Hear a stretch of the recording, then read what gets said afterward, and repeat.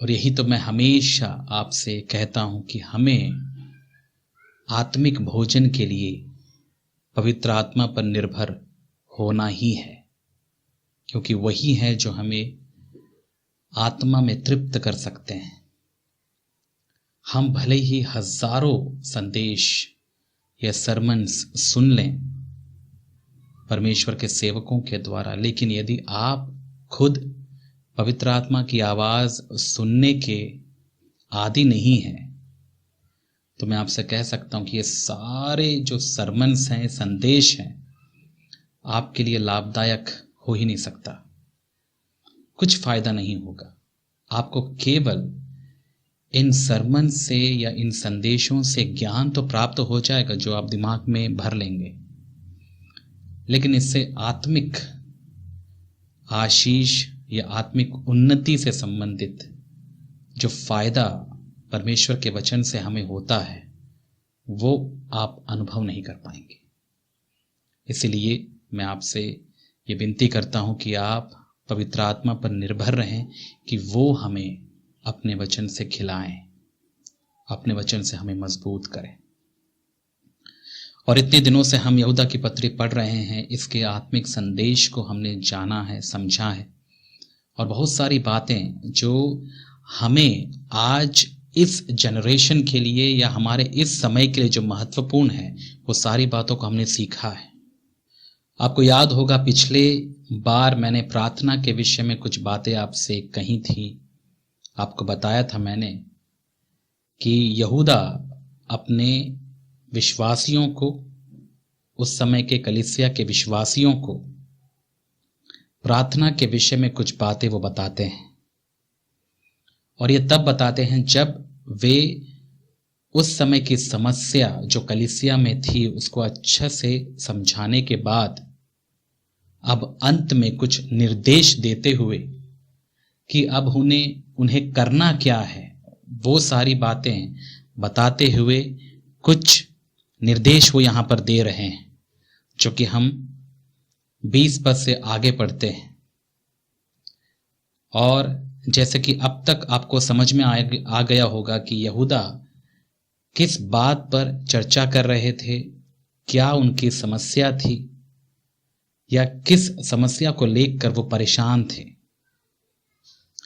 और पवित्र आत्मा उनके जरिए कलीसिया के लोगों को जागरूक या आगाह करते हैं ताकि विश्वासी जागरूक रहें, जागते हुए रहें।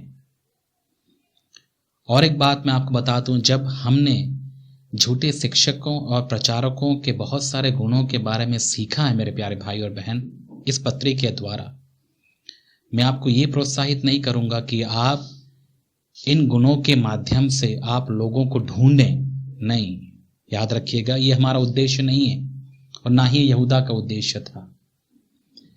और इन्हीं को ही हमें अपनी आंखों के सामने या अपने दिमाग में हमको बसा के नहीं रखना है।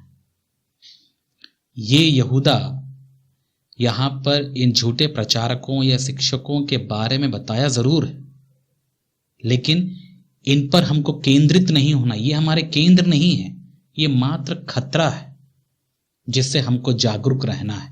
लेकिन हमारा केंद्र क्या है, हमारा गोल क्या है, हमारा लक्ष्य क्या है, उस लक्ष्य की ओर देखते हुए हमें अपना जीवन बिताना है। और यही बात यहूदा भी जानते थे, इसलिए उसने अपनी पत्री में उन झूठे शिक्षाओं और शिक्षकों, उनकी जीवन शैली के बारे में बहुत सारी बातें बताते हुए या बताने के बाद उन्होंने अंततः अब विश्वासियों को ये बताना समझा कि अब उन्हें करना क्या है, अब ऐसी परिस्थिति में उनको क्या करना चाहिए।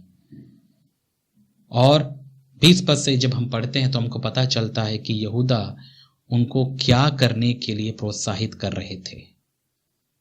और यदि हम आसान शब्दों में कहें तो ये झूठे शिक्षकों और प्रचारकों से हम कैसे बचें, हम कैसे अपने आप को सुरक्षित रखें। और यही बात मैं आपसे भी कहता हूं, आपने इन झूठे शिक्षकों और प्रचारकों के बारे में सीख तो लिया, समझ लिया कि वे वैसे हैं, ऐसे हैं, बहुत सारे गुणों को हमने सीखा है, लेकिन अब आप बताइए अब करना क्या है। अब आप सुरक्षित रहेंगे, अब आप सेफ हैं? क्या आपको लगता है मात्र इन झूठे शिक्षकों और प्रचारकों को या उनके गुणों को जान लेने से ही आप सुरक्षित और जागरूक रह पाएंगे? नहीं नहीं नहीं। याद रखिएगा, आप इन बुरे लोगों के बारे में जान भी लें तो कोई फायदा नहीं होगा जब तक आपको ये बातें नहीं करनी है जो यहूदा यहां पर बता रहे हैं। और वो बातें क्या हैं जो हमको प्रैक्टिकली या व्यवहारिक तौर पर करना है। उन कामों को जब हम करते रहेंगे तब हम ऐसे झूठे शिक्षकों को या ऐसे प्रचारकों का परख भी पाएंगे, उनसे दूर रहने की ताकत भी हमको मिलेगी और हम सुरक्षित रहेंगे प्रभु में। इसीलिए मेरा कोई उद्देश्य नहीं है कि मैं इन झूठे शिक्षकों और प्रचारकों के बारे में केवल खुलासा ही करता रहूं। ये मेरा मेन उद्देश्य नहीं है। ये यहूदा ने उस कलीसिया के लोगों को बताना जरूरी समझा और उन्हीं बातों को लेकर मैं भी ये सोचता हूं कि मुझे भी बताना चाहिए। और मैंने अब तक आपको इस पत्री के द्वारा जो झूठे शिक्षकों और प्रचारकों के बारे में यहूदा ने कहा, उन बातों को मैंने आप तक पहुंचा दिया। आपको मैंने सिखाना जरूरी समझा और मैंने बताया भी है। लेकिन ये हमारी केंद्र बिंदु नहीं है। ये हमारी केंद्र बिंदु नहीं है। ये मात्र एक खतरा है और खतरे को देखकर कोई अपना जीवन नहीं बिताता। खतरे को देखकर केवल हम सावधान रहते हैं, लेकिन हमारा जो गोल और लक्ष्य या केंद्र है वो तो हमारे प्रभु यीशु मसीह हैं। उनको देखकर हमको जीना है मेरे प्यारे भाई और बहन। ऐसे झूठे प्रचारकों और शिक्षकों को देखकर हमको नहीं जीना है। इनसे मात्र हमको सावधान रहना है। समझ में आ रहा है आपको? मेरा कोई व्यक्तिगत मैं कोई निशाना नहीं साध रहा। इन झूठे शिक्षकों और प्रचारकों को ध्यान में रखकर मेरा उद्देश्य ये नहीं है। मेरा उद्देश्य कि आपका ध्यान मैं प्रभु की ओर कैसे खींचूं और उन खतरों के बारे में भी आपको आगाह या जागरूक करूं जो बाइबल हमें सिखाती और समझाती है। इसीलिए अपने केंद्र को आप बनाए रखें और खतरे से भी सावधान रहें। ये मैं आपसे कहना चाहता हूं।